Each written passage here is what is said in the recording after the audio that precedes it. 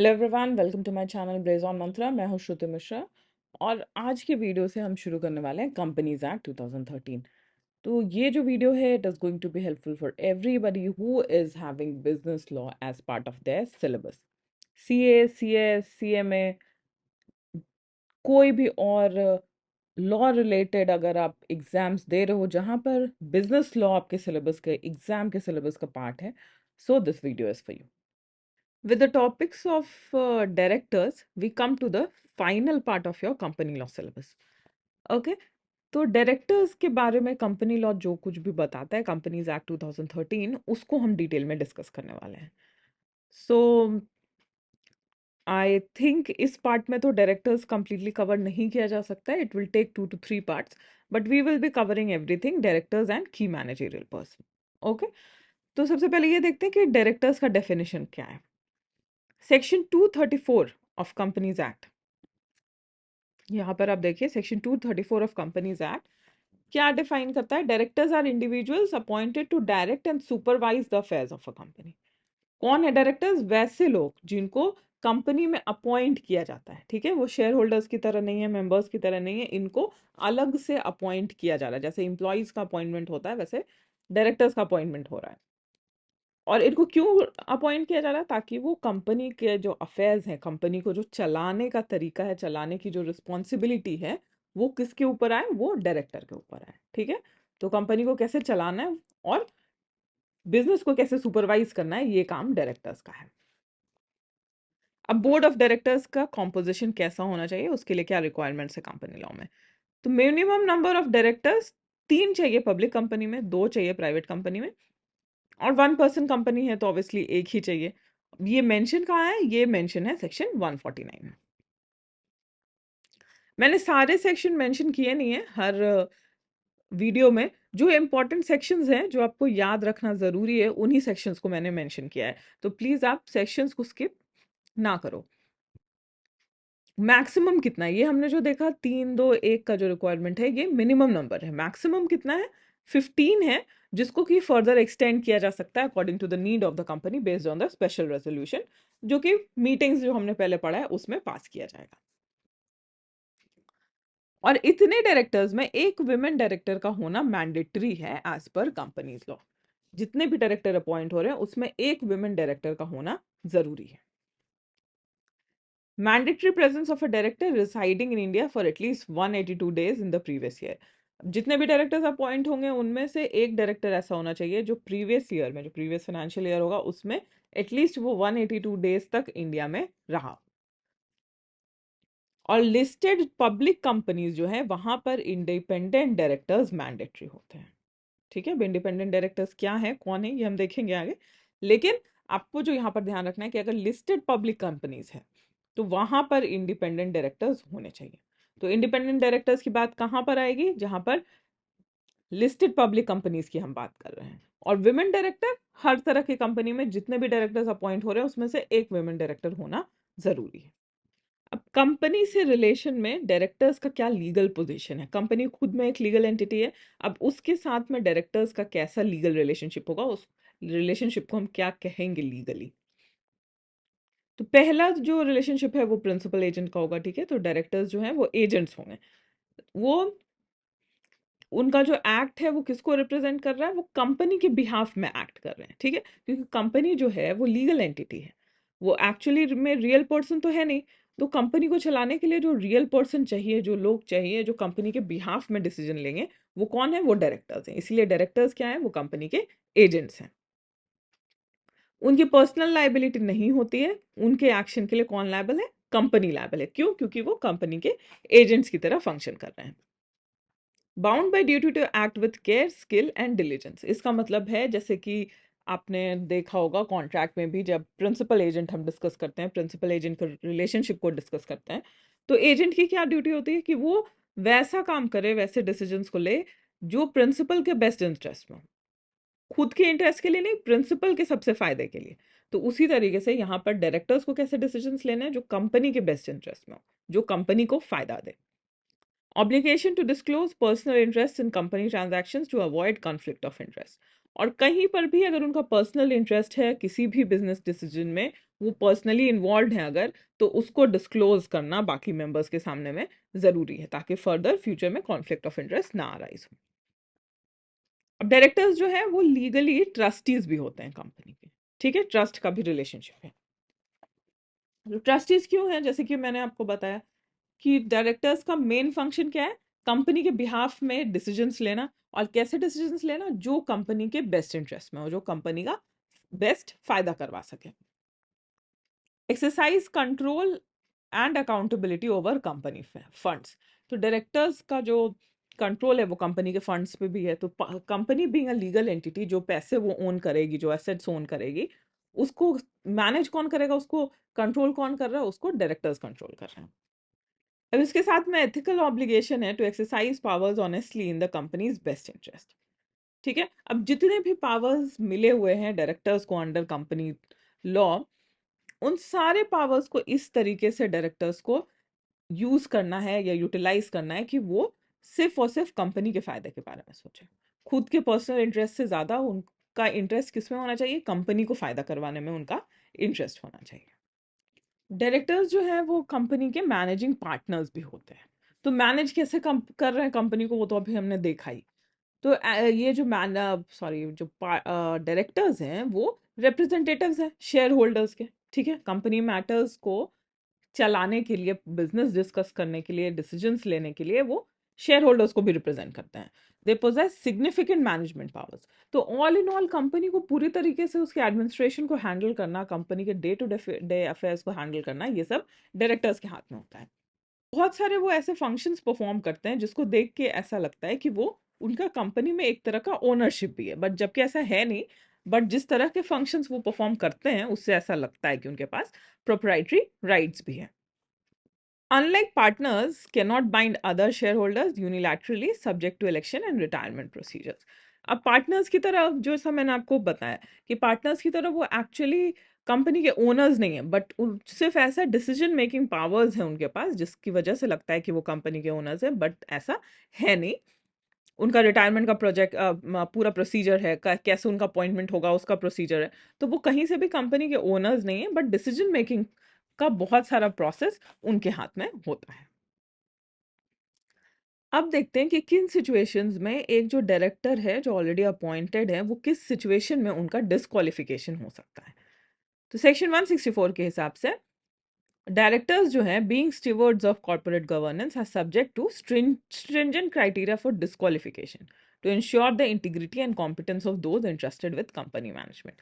तो जो भी उनको रोल निभाना है, जो उनके पास पावर्स है, वो कंपनी के बेस्ट इंटरेस्ट में निभाना है, कंपनी लॉ को फॉलो करते हुए निभाना है। लेकिन अगर वो वैसा नहीं कर पाते हैं या एथिकली वो साउंड नहीं रहते हैं अपने गवर्नेंस के सिस्टम में, तो उनको डिस्क्वालीफाई किया जा सकता है। कब कब डिस्क्वालीफाई हो सकता है, मेंटल इनकैपेसिटी मतलब कॉन्ट्रैक्ट एक्ट के हिसाब से अनसाउंडनेस ऑफ माइंड, इंसॉल्वेंसी या पेंडिंग सॉल्वेंसी इंसॉल्वेंसी एप्लीकेशन। तो अगर मेंटली इनकैपेसिटेटेड हैं, किसी से इंसॉल्वेंसी प्रोसीडिंग्स उनका चल रहा है किसी कोर्ट में, तो वो डायरेक्टर्स नहीं बन सकते, या ऑलरेडी वो डायरेक्टर्स हैं तो उनको उनके ऑफिस से रिमूव किया जा सकता है।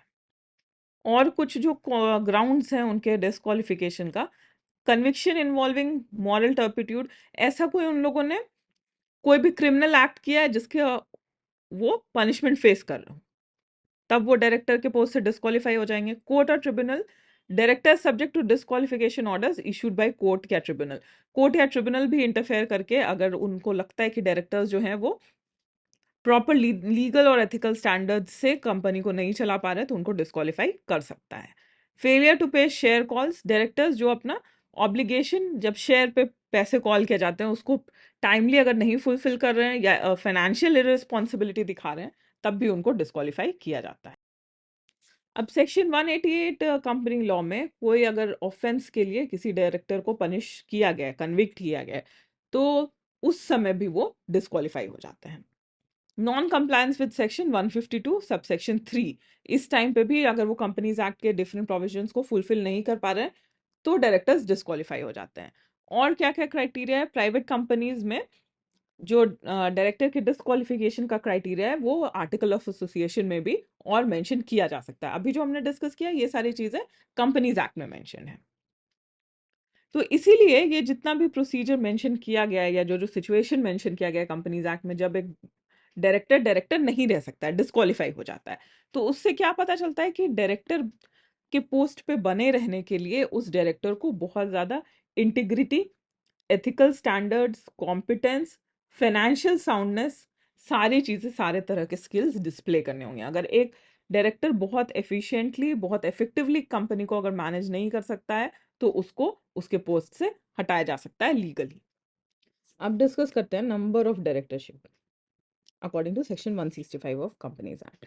तो सेक्शन 165 का सबसेक्शन 1 कहता है कि एक पर्सन जो कि एज अ डायरेक्टर किसी भी कंपनी में कोई पोजीशन होल्ड कर रहा है, वो not more than 20 companies simultaneously वो डायरेक्टर नहीं हो सकता। मतलब एक पर्सन एक साथ 20 कंपनी से ज्यादा में डायरेक्टर का पोजीशन होल्ड नहीं कर सकता है। और ऐसे में पब्लिक कंपनीज कितनी आएंगी इस 20 में? जो अगर पब्लिक कंपनीज हैं तो पब्लिक कंपनीज में एक पर्सन 10 से ज्यादा में डायरेक्टर का पोस्ट नहीं संभाल सकता है। डायरेक्टर्स इन प्राइवेट कंपनीज, उसके होल्डिंग हो या सब्सिडियरी कंपनीज हो पब्लिक कंपनीज का, वो सब इस लिमिट में 20 के लिमिट में काउंट होते हैं। सेक्शन 165 का सबसेक्शन 2 कहता है फ्लेक्सिबिलिटी विद स्पेशल रेजोल्यूशन। तो मेंबर्स अगर कंपनी के चाहें तो वो स्पेसिफाई कर सकते हैं कि डायरेक्टर कितने कंपनीज का, मतलब एक पर्सन कितने कंपनीज में डायरेक्टर हो सकता है। तो जो स्टैट्यूटरी कंपल्शन है, मतलब जो कंपनी एक्ट स्टैब्लिश करता है, वो सेक्शन 165 सबसेक्शन 1 है। लेकिन सेक्शन 165 सबसेक्शन 2 ये भी कहता है कि मेंबर्स अगर चाहें कंपनी के तो वो स्पेशल रेजोल्यूशन में ये पास कर सकते हैं कि एक पर्सन कितने कंपनीज में डायरेक्टर हो सकता है साइमल्टेनियसली। अब इस पे आते हैं कि डायरेक्टर किसको अपॉइंट किया जा सकता है। तो सिर्फ इंडिविजुअल्स, इंडिविजुअल्स मतलब रियल ह्यूमन बीइंग पर्सन, सिर्फ उनको ही डायरेक्टर अपॉइंट किया जा सकता है। No body corporate association of firm, ठीक है। तो कोई लीगल पर्सन, मतलब जैसे कि कॉर्पोरेट्स हैं, कंपनीज हैं वो, या पार्टनरशिप फर्म या कोई एसोसिएशन, वो डायरेक्टर्स नहीं बन सकते हैं। सिर्फ जो रियल ह्यूमन बीइंग्स हैं वही डायरेक्टर्स बन सकते हैं। और जो भी डायरेक्टर बनता है उसके पास डायरेक्टर आइडेंटिफिकेशन नंबर होना चाहिए। तो ये मैंने आपको जैसे बताया था, हमारे पास आधार कार्ड होते हैं, उसका नंबर होता है, पैन कार्ड होता है, उसका नंबर होता है। तो वो क्या है? वो एक इंडिविजुअल का यूनिक आइडेंटिफिकेशन है। उसी तरीके से डायरेक्टर का डीआईएन होना चाहिए, वो उस डायरेक्टर का यूनिक आइडेंटिफिकेशन नंबर होगा। डीआईएन क्या है और क्यों है, इसके बारे में भी थोड़ा डिस्कस करते हैं। तो डीआईएन क्या है वो तो मैंने आपको बता दिया, डायरेक्टर आइडेंटिफिकेशन नंबर। अब इसको क्यों इंट्रोड्यूस किया गया था? तो ये इंट्रोड्यूस किया गया था कंपनीज अमेंडमेंट एक्ट 2006 में by ministry of corporate affairs. तो ये क्या है? यूनिक आइडेंटिफायर है for existing and intending directors, mandatory for all directors, ठीक है। तो एक तरह का आइडेंटिटी प्रूफ है जो कि हर डायरेक्टर के पास मैंडेटरी है कि उनके पास होना चाहिए। वो उनको आइडेंटिफाई करता है लॉ के सामने या गवर्नमेंट एडमिनिस्ट्रेशन के सामने कि ये पर्सन ये है, इस नंबर से इसको जाना जाता है। कहाँ से मिलता है डीआईएन? तो सेंट्रल गवर्नमेंट से मिलता है, क्योंकि कंपनीज लॉ में अथॉरिटी कौन है? सेंट्रल गवर्नमेंट ही है। और 1 मंथ, एप्लीकेशन के 1 मंथ के विद इन मिल जाना चाहिए। Obligation and penalties, directors must intimate their DIN to the concern company within 1 month, ठीक है। अब डायरेक्टर को जब डीआईएन मिल गया तो जिस भी कंपनी में वो डायरेक्टर्स हैं उनको उस कंपनी को इन्फॉर्म करना चाहिए कि उनका डीआईएन क्या है। और कंपनी फिर किसको इन्फॉर्म करेगी? रजिस्ट्रार को विद इन 1 वीक इन्फॉर्म करेगी कि ये जो हमारे यहाँ डायरेक्टर हैं उनका ये डीआईएन नंबर है। और अगर ऐसा नहीं करती है कंपनी तो फिर कंपनी को पेनाल्टीज झेलना पड़ेगा। अब डीआईएन से क्या होता है? किसी डायरेक्टर ने अगर किसी तरह का ऑफेंस किया है तो उसको डिटेक्ट करना इजी होता है। फ्रॉडुलेंट एक्टिविटीज कंपनी के बिहाफ में कौन कर रहा है उसको गवर्नमेंट प्रॉपरली डिटेक्ट कर सकती है। और इन्वेस्टर्स के सामने भी एक ट्रांसपेरेंसी क्रिएट होता है कि कौन से डायरेक्टर क्या हैं, उनके नंबर्स उनको आइडेंटिफाई किया जा सकता है। तो यहाँ पे ऑल एंड ऑल आपके जानने के लिए ये है कि कंपनीज एक्ट जो 2013 है वो डायरेक्टर्स से रिलेटेड, डायरेक्टर आइडेंटिफिकेशन नंबर से रिलेटेड जो भी डिटेल्स है, कैसे अप्लाई करना है, कहाँ अप्लाई करना है, डायरेक्टर्स के ऊपर क्या ऑब्लिगेशन है डीआईएन को लेकर, कंपनीज के ऊपर क्या ऑब्लिगेशन है, उसको फुलफिल नहीं करने से क्या पनिशमेंट है, ये सारी चीजें कंपनीज एक्ट 2013 डिस्कस करता है। कंपनीज एक्ट के वो इंपॉर्टेंट प्रोविजंस जो डायरेक्टर आइडेंटिफिकेशन नंबर से रिलेट करते हैं, वो है सेक्शन 153 154, जहां पे एप्लीकेशन प्रोसेस को बताया गया है कि किस तरीके से डीआईएन जो है वो सेंट्रल गवर्नमेंट को एप्लीकेशन देकर लिया जा सकता है। और सेंट्रल गवर्नमेंट को एप्लीकेशन मिलने के बाद एक मैंडेटरीली डीआईएन 1 मंथ के विद इन इशू किया जाएगा। और पूरे कंपनीज का जो इकोसिस्टम गवर्नमेंट के जो कंट्रोल में है, वहां पर उस पर्सन को एक आइडेंटिफिकेशन मिल जाएगा कि इस नंबर का ये पर्सन इस कंपनी में डायरेक्टर है। डीआईएन के बारे में सेक्शन 155 कहता है कि एक पर्सन जिसको एक डीआईएन मिल गया है, डायरेक्टर आइडेंटिफिकेशन नंबर, वो बार बार और अलग अलग डीआईएन नहीं बनवाएगा। ठीक है, जैसे एक पर्सन का एक ही पैन कार्ड होता है, उस पर एक ही नंबर होता है, या एक आधार होता है उसका एक नंबर होता है, उसी तरीके से एक पर्सन के पास एक ही डीआईएन नंबर हो सकता है, वो मल्टीपल होल्ड नहीं कर सकता है। और जब डीआईएन मिल जाएगा तो डायरेक्टर को कंपनी को बताना है, और कंपनी जो है उसके रिस्पॉन्सिबिलिटी है कि वो रजिस्ट्रार के पास एक विद इन एक वीक के विद इन रजिस्ट्रार को ये इन्फॉर्मेशन दे दे कि किस डायरेक्टर का क्या डीआईएन नंबर है। सेक्शन 158 के हिसाब से कंपनी रिलेटेड जो डॉक्यूमेंट्स हैं वहां पे हर डायरेक्टर का डीआईएन नंबर मेंशन होना चाहिए। और 159 ये कहता है कि अगर डीआईएन से रिलेटेड जितने भी रूल्स हैं कंपनी लॉ के अंदर उसको फॉलो नहीं किया जाता है, तो कंपनी को क्या फेस करना पड़ेगा? Imprisonment for a term extending up to 6 months और fines with additional penalties for continuing contravention. तो जो भी इंडिविजुअल डायरेक्टर या कंपनी जो भी डीआईएन के जो भी प्रोसीजर्स हैं दिए हुए कंपनीज एक्ट के अंदर उनको फॉलो नहीं करता है, तो उसको पनिशमेंट मिलेगा। अब हम आते हैं कि डायरेक्टर्स का अपॉइंटमेंट कैसे होता है। तो डायरेक्टर्स का जो अपॉइंटमेंट है विद इन अ कंपनी वो एक क्रिटिकल प्रोसेस है। बहुत सारे प्रोसीजर्स है जो कि कंपनीज एक्ट में डिटेल में बताया गया है, जिसको अभी हम देखेंगे। तो अपॉइंटमेंट ऑफ फर्स्ट डायरेक्टर्स का मतलब इनिशियल डायरेक्टर्स जो कंपनी को इनकॉर्पोरेट करवाया गया उस टाइम पे। तो initial directors of a company are typically appointed by the promoters as per company's article of association. और आर्टिकल ऑफ एसोसिएशन में जनरली उनका नाम जो है वो आपको मेंशन मिलेगा। In the absence of provisions in the articles, the individuals who are signatories to the memorandum मतलब memorandum of association, or in the case of one person company, the individual member are deemed to be the first directors. अगर article of association में नहीं mentioned है directors का नाम, तो जो memorandum of association में जो जिन लोगों ने साइन किया है उनको फर्स्ट डायरेक्टर्स माना जाता है। और 1 पर्सन कंपनी में भी ऑब्वियसली वही जो इंडिविजुअल मेंबर जो कंपनी बना रहा है वही उसका डायरेक्टर भी होगा। First director serve until the first annual general meeting. और कंपनी का जब फर्स्ट एजीएम होगा तब तक यही लोग जिनको डायरेक्टर माना जा रहा है वही डायरेक्टर रहेंगे, और उसके बाद कंपनी नए डायरेक्टर्स को एजीएम के बाद नए डायरेक्टर्स को अपॉइंट करेगी कंपनी। पब्लिक कंपनीज में क्या होता है? Subsequent directors are appointed by the members in annual general meeting. ठीक है, और at least 2/3 of total number of directors in public company must be subject to retirement by rotation as per section 152। तो rotation चलता है जहां पर total जो directors का नंबर होगा उसमें से 2/3 को एक बार में रिटायर किया जाएगा। रिमेनिंग डायरेक्टर्स जो पब्लिक कंपनीज में हैं और प्राइवेट कंपनीज के सारे directors may be appointed as per the company's article of association और as discussed in the annual general meeting. अब बात आती है अपॉइंटमेंट ऑफ डायरेक्टर्स की बाय द बोर्ड। तो बोर्ड ऑफ डायरेक्टर्स जो है वो अथॉरिटी होल्ड करते हैं to make several types of appointments. इसमें क्या क्या इंक्लूडेड है? एडिशनल या को opted directors subject to authorization by article of association, filing casual vacancies occurring among directors, appointment of alternate directors, appointment of directors nominated by institution और governmental bodies। तो इन सारे लोगों को बोर्ड ऑफ डायरेक्टर्स के पास appoint करने का authority होता है। Appointment of directors by the tribunal, tribunal company law tribunal कब अपॉइंट करती है? In cases of operation and mismanagement of company's affair, और ये होता है सेक्शन 241 के अंदर। Such orders may be issued upon petition by a specified number of members of the company or members holding a certain percentage of voting rights। तो directors tribunal कब appoint करेगी? जब कंपनी में मिसमैनेजमेंट हो रहा है और जो मेंबर्स हैं वो आकर, कुछ मेंबर्स, सारे के सारे जरूरी नहीं है बट कुछ मेंबर्स जिनके पास कुछ वोटिंग राइट्स हो, वो ट्रिब्यूनल में पिटिशन दे रहे हैं कि आप यहाँ पर प्रॉपर डायरेक्टर्स को अपॉइंट करो क्योंकि हमारा कंपनी जो है वो प्रॉपरली फंक्शन नहीं कर रहा है। फिर सेंट्रल गवर्नमेंट के पास भी अथॉरिटी है डायरेक्टर्स को अपॉइंट करने का।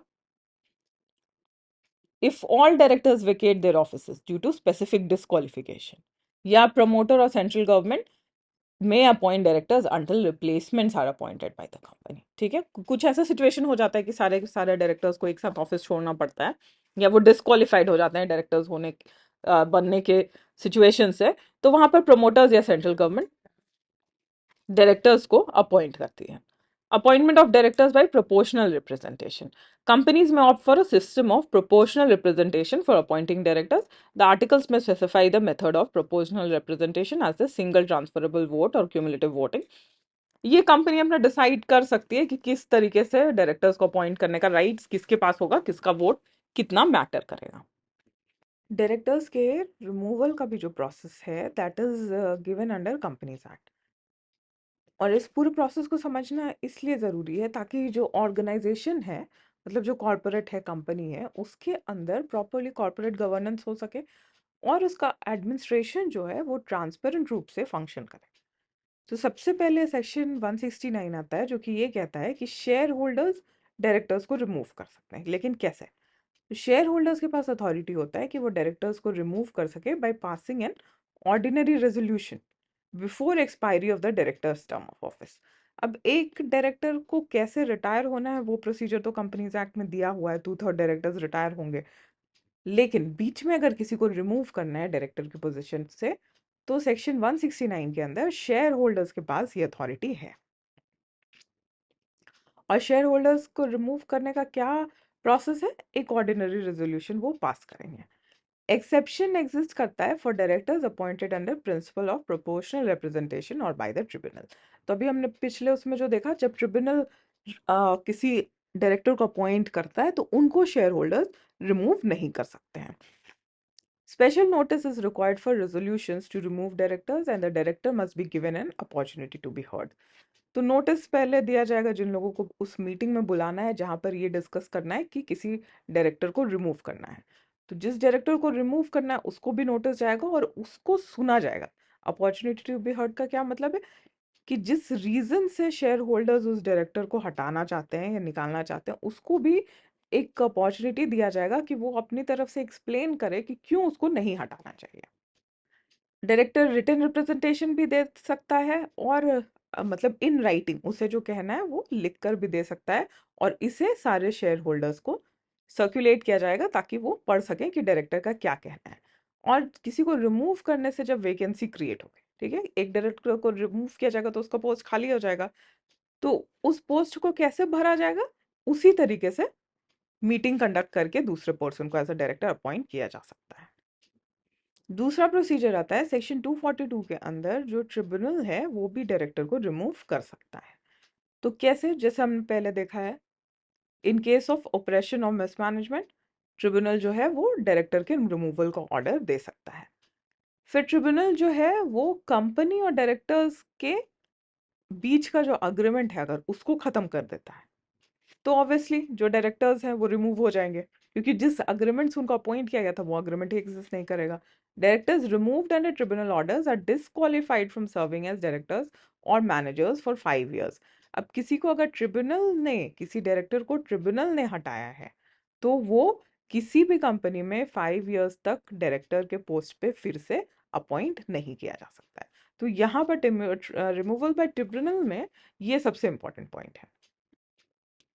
अब डायरेक्टर्स के पास पावर्स क्या क्या है? तो ऑब्वियसली डायरेक्टर्स ही जो है वो मिलकर कंपनी को चलाते हैं, ठीक है। तो इनके पावर्स को भी बहुत एक्सटेंसिवली कंपनीज एक्ट में डिस्कस किया गया है, और उनके पावर्स के ऊपर क्या क्या लिमिटेशन है, वो क्या क्या नहीं कर सकते हैं, ये सारी चीजें भी कंपनीज एक्ट डिस्कस करता है। तो एक्सटेंट ऑफ पावर को पहले डिस्कस किया गया सेक्शन 179 में, जहां पर सेक्शन 179 कहता है कि directors can exercise all powers and perform all acts of the company that is authorize to do. मतलब कंपनी ने डायरेक्टर को जो करने का पावर दिया है वो सारी चीजें डायरेक्टर कर सकता है। एक्सेप्शन क्या है? Include powers reserve for share holders, general meeting and compliance with statutory provision and the companies memorandum and articles. लेकिन जो भी पावर्स हैं डायरेक्टर्स के पास, उनका लिमिटेशन क्या होगा? शेयर होल्डर अपने जनरल मीटिंग में क्या क्या डिस्कस कर रहे हैं time to time about directors powers, statutory provision, company's act क्या कह रहा है डायरेक्टर के पावर के ऊपर, की डायरेक्टर्स क्या कह सकते हैं, कर सकते हैं और क्या नहीं कर सकते हैं। और कंपनी के मेमोरेंडम और आर्टिकल ऑफ एसोसिएशन जो कहता है उसके बियॉन्ड जाकर डायरेक्टर्स काम नहीं कर सकते हैं या कंपनी के बिहाफ में डिसीजन नहीं ले सकते हैं। तो सेक्शन 179 के अंदर डायरेक्टर्स के पास क्या क्या स्टैट्यूटरी पावर्स हैं। तो कुछ स्टैट्यूटरी पावर्स मतलब जो पावर्स एक्ट देता हो, स्टैट्यूट देता हो। तो certain powers must be exercise exclusively through resolution passed at board meetings. These powers encompass critical aspects of corporate decision making. अब कुछ ऐसे पावर्स हैं जो उनको डायरेक्टर्स डायरेक्टली ऑथराइज नहीं है उसको एक्सरसाइज करने के लिए। उसके लिए क्या करना होगा, पहले बोर्ड मीटिंग बुलाई जाएगी, वहां पे रेजोल्यूशन पास होगा, तभी वो पावर्स डायरेक्टर एक्सरसाइज कर सकते हैं। और ये कैसे पावर्स हैं, ये जो कॉरपोरेशन को चलाने के लिए जो बहुत essential critical decision making power है, वो सारी चीजें इसमें आती हैं। अब क्या क्या है ये? Making calls on shares, directors have authority to demand payment on shares from shareholders. ठीक है? Issuing securities, directors can authorize the issuance of securities, including debentures. Borrowing money, directors can decide to borrow funds on behalf of the company. Investing company funds, directors are responsible for determining how the company's funds are invested. Approving financial statement, directors must approve the company's financial statements and board reports. Approving merger and acquisition, making political contribution, directors can authorize political contribution on behalf of the company. लेकिन इन सारे तरह के powers को exercise करने के पहले board meeting बुलाया जाएगा, बोर्ड मीटिंग में इसको डिस्कस किया जाएगा, रेजोल्यूशन पास होगा, तब इस तरह के डिसीजंस कोई भी डायरेक्टर ले सकता है। उस प्रोसेस को फॉलो किए बिना इस जो पॉइंट्स अभी हमने यहाँ पर डिस्कस किया, इन सारी चीजों से रिलेटेड डायरेक्टर्स डिसीजन इंडिविजुअली नहीं ले सकता है। अब सेक्शन 179 जो है वो डेलीगेशन ऑफ पावर्स की भी बात करता है। While directors possess extensive powers, they can delegate certain responsibility to committees, the managing director, or other officers of the company. These delegated powers typically include क्या क्या पावर्स वो डेलीगेट मतलब दूसरे से करवा सकता है अपना काम, मैनेजिंग डायरेक्टर को दे सकता है या किसी और कंपनी के ऑफिसर को दे सकता है। किस तरह के पावर्स डायरेक्टर अपने बिहाफ में किसी और से करवा सकता है? बोरोइंग मनी, कंपनी के फंड्स को इन्वेस्ट करना, और लोन लेने का पावर। ये सारी चीजें डायरेक्टर किसी को कह कर भी करवा सकता है, खुद करने की जरूरत नहीं है। अब डायरेक्टर के कुछ पावर्स हैं जिसके लिए कंसेंट एक जनरल मीटिंग में लेना होता है, जो कि सेक्शन 180 में डिस्कस किया गया है। तो some powers of directors necessitate approval through a special resolution at a general meeting. और ये क्या क्या इंक्लूड करता है?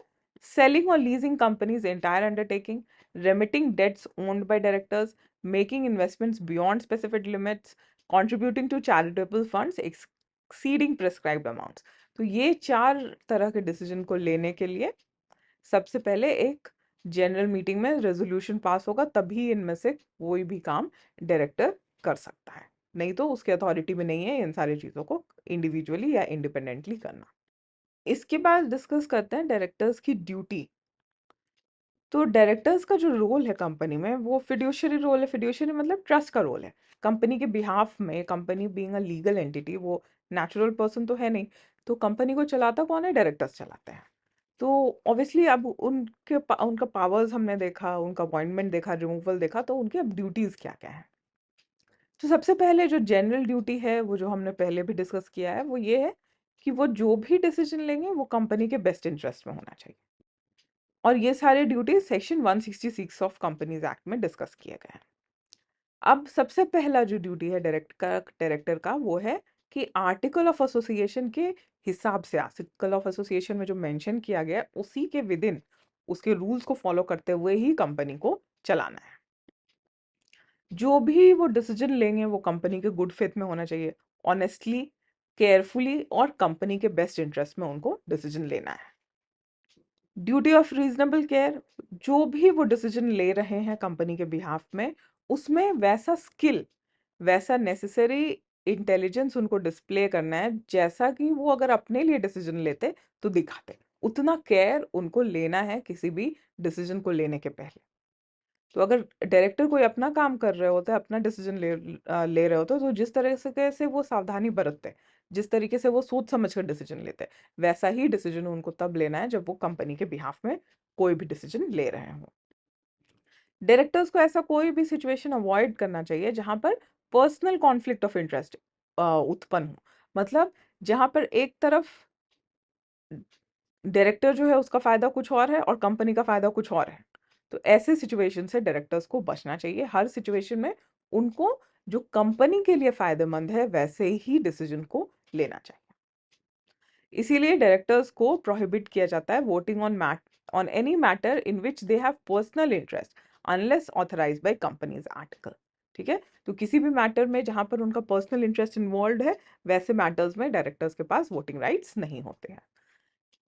डायरेक्टर्स को अनड्यू गेन या अनड्यू एडवांटेज लेने से बचना चाहिए। डायरेक्टर्स क्या कर रहे हैं, वो कंपनी के बिजनेस को चला रहे हैं, तो फायदा किसका होना चाहिए उस बिजनेस में, कंपनी का होना चाहिए। तो डायरेक्टर्स को ऐसा डिसीजन मेकिंग नहीं करना है जिससे कि वो पर्सनल प्रॉफिट कमाए कंपनी के बिहाफ। ठीक है, अपना कॉन्ट्रैक्ट्स अपने पार्टनर्स को, एसोसिएट्स को या अपने रिलेटिव्स को दिलाते रहे, ऐसा काम डायरेक्टर्स को नहीं करना है। ऐसा ही डिसीजन लेना है जो कंपनी के बेस्ट इंटरेस्ट में। Non assignment of office, directors are prohibited from assigning their office as a director. अपना ऑफिस एज अ डायरेक्टर वो किसी और को नहीं दे सकता है।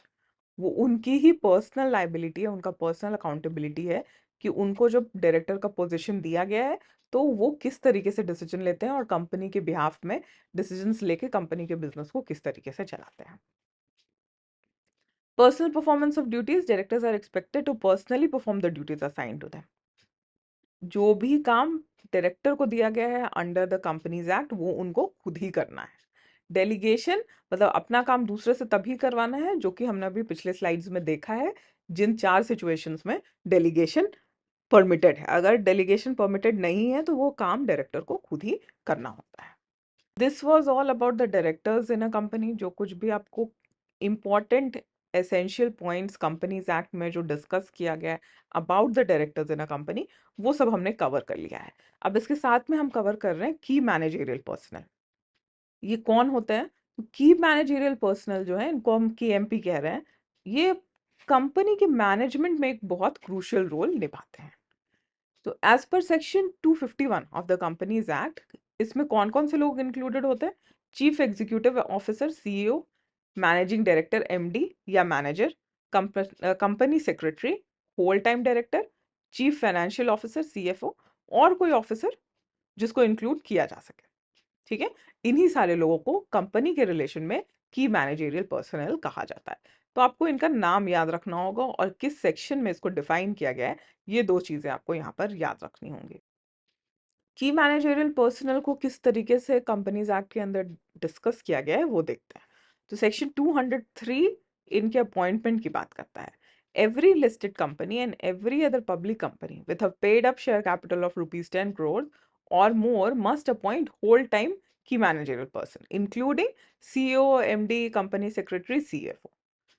तो कोई भी पब्लिक कंपनी जिसका या लिस्टेड कंपनी जिसका paid up share capital 10 crore या उससे ज्यादा है, उसके पास KMPs होने चाहिए जिसमें कि CEO, MD, company secretary, CFO ये सब इंक्लूडेड होंगे। The chairperson of the company cannot simultaneously hold the position of MD, CEO unless provided otherwise in company's article or if the company does not carry multiple businesses। तो company के जो chairperson होंगे वो MD, CEO साथ में नहीं बन सकते हैं। अगर ऐसा प्रोविजन कंपनी के आर्टिकल ऑफ एसोसिएशन में मेंशन्ड है तभी ये पॉसिबल है, नहीं तो पॉसिबल नहीं है अकॉर्डिंग टू कंपनीज एक्ट। अब according to companies act managing director कौन है? मैनेजिंग डायरेक्टर जो है उनके पास सब्सटैंशियल पावर्स होता है कंपनी को मैनेज करने का और इनको डिफाइन किया गया है सेक्शन 254 में। तो अपॉइंटमेंट जो है वो मैनेजिंग डायरेक्टर का can be made through an agreement, resolution passed by the company in general meeting, a resolution of the board of directors और clause in the article of association। इन सारे तरीकों से या इनमें से कोई भी एक तरीका यूज करके मैनेजिंग डायरेक्टर को अपॉइंट किया जा सकता है। The terms of appointment and remuneration must be approved by the board of directors and subsequently by the shareholders at the next general meeting। तो अगर अपॉइंटमेंट हो गया है तो उनका टर्म्स ऑफ अपॉइंटमेंट क्या होगा, किस टर्म्स एंड कंडीशंस पे वो काम करेंगे और उनको क्या सैलरी पे किया जाएगा। रेम्यूनरेशन मतलब क्या सैलरी उनको पे किया जाएगा, ये सारी चीज़ों को बोर्ड ऑफ डायरेक्टर्स से अप्रूव करवाना होगा और उसके बाद जब नेक्स्ट एनुअल जनरल मीटिंग होगा तो वहां पर शेयर होल्डर्स भी इसको अप्रूव करेंगे। The term of office for a managing director can not exceed 5 years। तो एक पर्सन मैनेजिंग डायरेक्टर 5 years के लिए ही बन सकता है। And reappointment can not be made earlier than 1 year before the expiry of the term. Term के expiry के 1 year के बिफोर उसी सेम पर्सन को फिर से एमडी नहीं बनाया जा सकता है। किस सिचुएशन में जो एमडी है वो डिस्क्वालिफाइड हो जाता है? तो सर्टेन डिस्क्वालिफिकेशंस है, जैसे कि age limits, insolvency, suspension of payments to creditors, past conviction का अगर रिकॉर्ड है, तो ये सारे सिचुएशन में मैनेजिंग डायरेक्टर जो है वो अपने पोस्ट के लिए डिस्क्वालिफाइड हो जाता है। इनकी पावर्स और ड्यूटीज क्या क्या है? Managing directors are interested with substantial powers of management, जैसा कि article of association, memorandum, agreement, इन सारी चीजों में मेंशन हो या शेयर होल्डर्स और डायरेक्टर्स के रेजोल्यूशन में डिस्कस किया गया हो। They must exercise their power subject to superintendence control and direction of board of directors. ये जो भी डिसीजन लेंगे वो इन कॉन्सोनेंस होना चाहिए विद बोर्ड ऑफ डायरेक्टर्स, मतलब इनको जो भी काम करना है वो बोर्ड ऑफ डायरेक्टर्स के साथ में चलकर करना है। Routine administrative acts authorized by the board, such as affixing the common seal, drawing checks, or signing certificates of shares, are not considered substantial powers of management.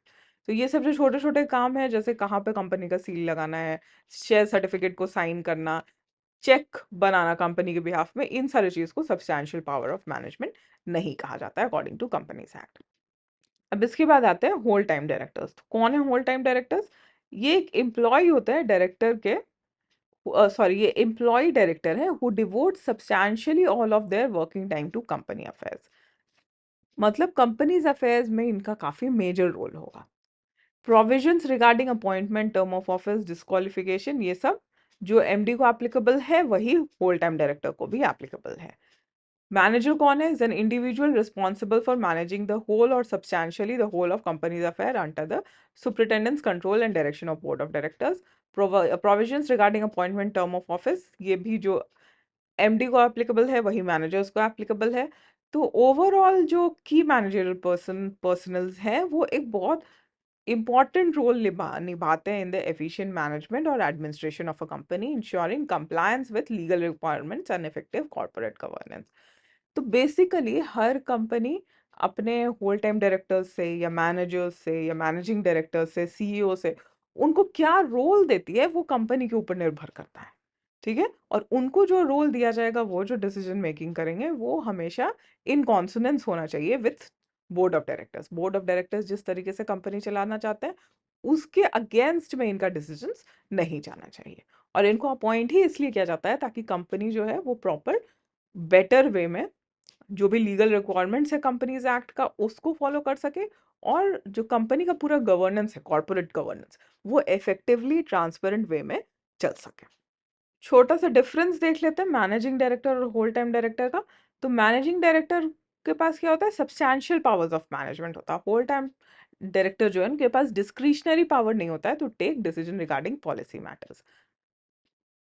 अब एक पर्सन एक से ज्यादा कंपनीज में एमडी हो सकता है, मैनेजिंग डायरेक्टर हो सकता है, लेकिन एक पर्सन होल टाइम डायरेक्टर एक कंपनी से ज्यादा में नहीं हो सकता है। मैनेजिंग डायरेक्टर और manager can not be appointed in one company at the same time. ठीक है, तो एक कंपनी में या तो मैनेजिंग डायरेक्टर होगा नहीं तो मैनेजर होगा, दोनों एक साथ में नहीं हो सकते हैं। लेकिन कंपनी में मैनेजर और होल टाइम डायरेक्टर दोनों हो सकते हैं सेम टाइम पर। मैनेजर और मैनेजिंग डायरेक्टर के भी बीच के डिफरेंस को देखते हैं। तो मैनेजर वो है जो मैनेजमेंट को देखता है, ओवरऑल मैनेजमेंट को देखता है कंपनी अफेयर्स के, किसी एक पार्ट को नहीं, किसी एक सेगमेंट को नहीं, पूरा का पूरा कंपनी कैसे चल रहा है उसको देखता है। मैनेजिंग डायरेक्टर क्या है? इसके पास सब्सटैंशियल पावर ऑफ मैनेजमेंट है। मैनेजर में not be a director of the company, लेकिन मैनेजिंग डायरेक्टर हमेशा कंपनी का डायरेक्टर ही होता है। Manager may be appointed under a contract of service or otherwise, or managing director may be appointed by virtue of an agreement with the company or resolution passed by company in general meeting, or by board of directors or article or memorandum of association of the company। तो managing director का provision कहीं ना कहीं पर company के documents में होना चाहिए, लेकिन मैनेजर के लिए अलग से आर्टिकल, मेमोरेंडम या बोर्ड मीटिंग बुलाकर रेजोल्यूशन पास करना उसकी जरूरत नहीं है। जैसे एक एम्प्लॉय को हायर किया जाता है वैसे मैनेजर को हायर किया जाता है। मैनेजर कंपनी में सिर्फ एक ही हो सकता है, लेकिन मैनेजिंग डायरेक्टर कंपनी में एक से ज्यादा हो सकता है। और मैनेजर को जो रेम्यूनरेशन देना, सैलरी देना है, वो कंपनी के पूरे नेट प्रॉफिट्स का 5% से ज़्यादा नहीं हो सकता है। लेकिन जहाँ पर एक से ज़्यादा मैनेजिंग डायरेक्टर हैं, वहाँ पे maximum remuneration payable would be 10% of the profit. ठीक है? तो ये सारे कुछ छोटे-छोटे डिफरेंसेस हैं whole time director, managing director, manager इन सब के बीच में। क्योंकि सुनने में ये सारे पोस्ट एक जैसे हैं, लेकिन कौन सा पर्सन एक्चुअली में क्या रोल निभाता है वो कंपनी टू कंपनी वैरी करेगा। उस पर्सन को उस कंपनी ने क्या क्या रोल दिया है, क्या क्या पावर्स दिए हैं, वो सब कुछ वैरी करेगा। लेकिन सबको फंक्शन करना है with in the companies act. तो अगर हम पूरे कंपनीज एक्ट की बात करें तो पूरा का पूरा कंपनीज एक्ट इस पे बेस्ड है कि कंपनी को लीगली इनकॉर्पोरेट कैसे करवाना है। इनकॉर्पोरेट करवाने के बाद कौन कौन से लोग हैं जो उसमें अपॉइंट किए जाएंगे, जो अपॉइंट किए जाएंगे उनका रोल क्या होगा, ड्यूटीज क्या होगा, वो कंपनी को किस तरीके से लीगली चलाएंगे। और जितने भी लोगों का अपॉइंटमेंट हो रहा है जो भी कंपनी से जुड़े हुए रहेंगे, सबको कंपनीज एक्ट को फॉलो करके ही कंपनी को चलाना है। नहीं तो आपने अभी तक बहुत जगहों पे देखा है कि पेनाल्टी कंपनी को भी देना पड़ता है, और जिस ऑफिसर ने या जिस रोल पे रहते हुए उस पर्सन ने गलती की है उसको भी पनिशमेंट मिलता है। तो एक कंपनी को प्रॉपरली गवर्न करने के लिए, उसके बिजनेस को चलाने के लिए कंपनीज एक्ट के हर एस्पेक्ट को प्रॉपरली फॉलो करना बहुत ज़्यादा मैंडेटरी है। ओके, तो आई होप आज का जो क्लास था वो आपको अच्छे से समझ आया होगा। कोई भी डाउट्स या क्वेरीज है तो you can go through the procedure, जो कि आपको पता है कि कैसे क्वेश्चंस को पूछना है। इन वीडियोस को अपने फ्रेंड्स के साथ में ज़्यादा से ज़्यादा शेयर करिए so that many people can get benefit out of it. Do not forget to like, share and subscribe, और मिलते हैं नेक्स्ट वीडियो में। Thank you so much.